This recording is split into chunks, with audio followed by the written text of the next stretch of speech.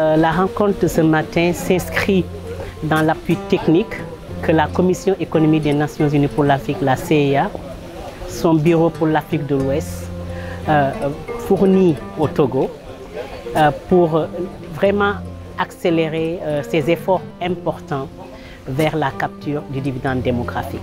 L'appui s'inscrit dans l'agenda du Togo déjà défini par le Togo et c'est une suite à d'autres appuis que nous avons déjà fournis. Comme vous le savez, le dividende démographique, c'est le gain économique qui est issu de l'investissement, de manière très simple, de l'investissement dans la jeunesse. Et cela est en parfaite corrélation avec le développement économique. Pourquoi? Parce que si on investit dans la jeunesse, on investit dans la création d'emplois pour la jeunesse qui constitue 59% de la population. On renforce leur capital humain par le biais des investissements adéquats dans l'éducation, la santé. On leur donne les moyens de participer de manière efficace dans le processus de création de richesses et dans également le processus de développement du Togo. Et cela est d'autant plus important que nos chefs d'État, y compris les chefs d'État du Togo et d'autres chefs d'État africains, sous l'égide de l'Union africaine, ont adopté en 2016 la feuille de route de l'Union africaine articulée autour d'investir dans le dividende démographique, accélérer la capture du dividende démographique par le biais de l'investissement approprié dans la jeunesse. Ça montre une fois de plus qu'investir dans cette jeunesse importante qui constitue la majorité de la population africaine en l'espèce du Togo permet d'accélérer la croissance économique. La corrélation a été démontrée et c'est pour ça que le Togo, à l'instar d'autres pays, s'est engagé dans cette dynamique.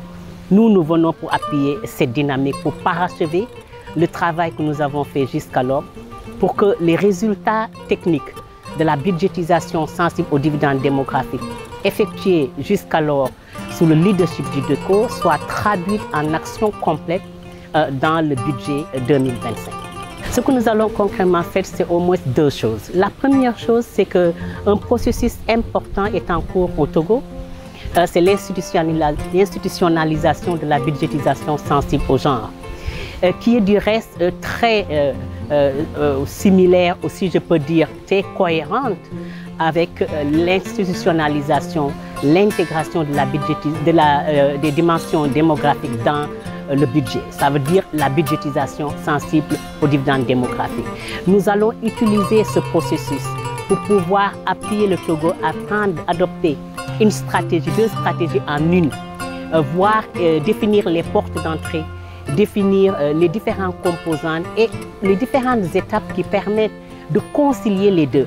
Parce que la stratégie de budgétisation sensible au genre et la stratégie de budgétisation sensible au dividende démographique se renforcent mutuellement. Nous allons maintenant prendre les résultats que nous avons obtenus sous l'égide du Togo pour pouvoir informer ce processus encore, pour que, in fine, le budget 2025 intègre ces dynamiques-là. Ça veut dire quoi? Pour que, in fine, l'allocation des ressources sur la base de l'intégration déjà de ces dimensions dans les politiques, les programmes, l'allocation des ressources, en l'occurrence le budget national, reflète cet engagement du Togo et qu'une allocation suffisante soit allouée à ces secteurs qui permettent l'accélération et de l'égalité des genres et de la capture du dividende démographique.